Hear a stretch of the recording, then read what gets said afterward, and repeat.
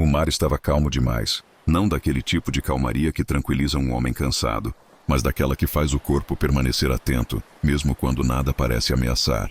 Navegávamos havia tantos dias sem ver terra, que o tempo deixou de ser uma medida confiável. Os dias não tinham mais bordas claras. As noites vinham sem aviso e iam embora sem deixar marcas. O horizonte permanecia imóvel, sempre à mesma distância, uma linha fina demais para oferecer conforto. No começo isso passa despercebido. Depois começa a ocupar espaço na mente. Os homens falavam pouco. As conversas não acabavam, apenas se repetiam. As mesmas histórias, as mesmas reclamações, os mesmos silêncios longos demais. O mar aberto não exige coragem, exige tolerância ao vazio. Com o passar dos dias, comecei a perceber mudanças pequenas demais para serem comentadas, mas grandes demais para serem ignoradas. O som das ondas parecia sempre igual. O vento soprava, mas sem intenção clara. O navio avançava, mas não parecia chegar mais perto de nada. Era como caminhar sem sair do lugar. Nenhum instrumento indicava falha, nenhuma nuvem anunciava mudança. Nada justificava aquela sensação crescente de deslocamento. Ainda assim, ela estava ali. Foi no meio desse silêncio prolongado que algo mudou.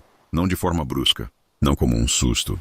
Um dos homens simplesmente parou e apontou para o horizonte.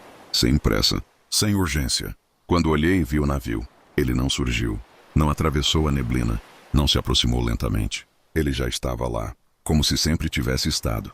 Navegava contra o vento, mas não parecia contrariá-lo. As velas estavam erguidas, mas imóveis. O casco escuro cortava a água sem gerar som, sem rastro visível. Não havia bandeiras, não havia lanternas, não havia qualquer sinal de vida. Chamamos. Nenhuma resposta. Chamamos de novo.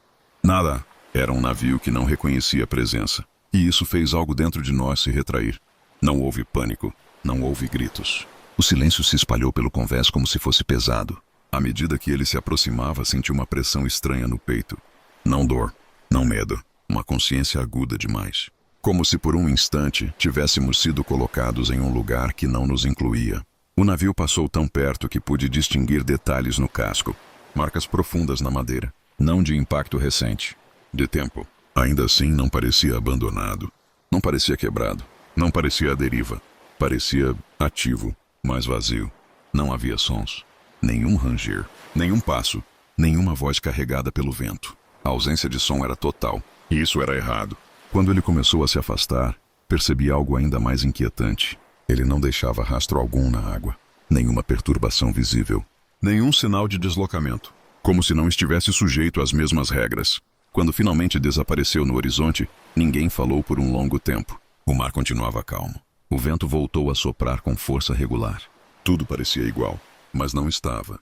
Naquela noite, poucos dormiram. Não porque esperássemos que o navio retornasse, mas porque a mente se recusava a aceitar o que havia acontecido. Não conseguíamos nomear aquilo. Alguns homens evitavam olhar para o mar, outros olhavam demais. Na manhã seguinte, tentamos conversar. As palavras falhavam. Miragem, disseram alguns. Ilusão causada pela fadiga, disseram outros. Mas ninguém parecia realmente convencido, porque o problema não era o que tínhamos visto. Era o que tínhamos sentido depois. Uma sensação persistente de que algo havia sido removido. Não do ambiente, de nós. Seguimos viagem. Os dias seguintes foram estranhamente normais. O céu mudou. O vento variou. A rotina voltou a se impor. Mas a normalidade parecia frágil.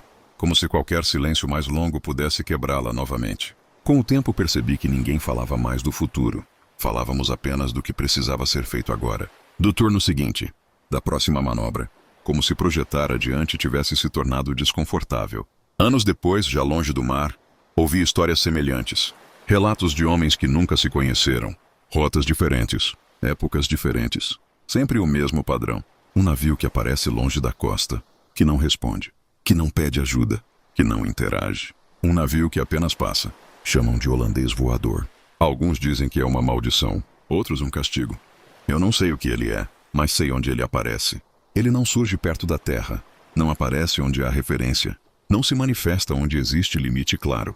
Ele aparece onde o mar é grande demais, onde o horizonte não oferece respostas, onde o homem permanece tempo demais sozinho com seus pensamentos. O holandês voador não persegue, não ameaça. Não exige, ele apenas lembra. Lembra que o oceano não precisa nos destruir para nos dominar.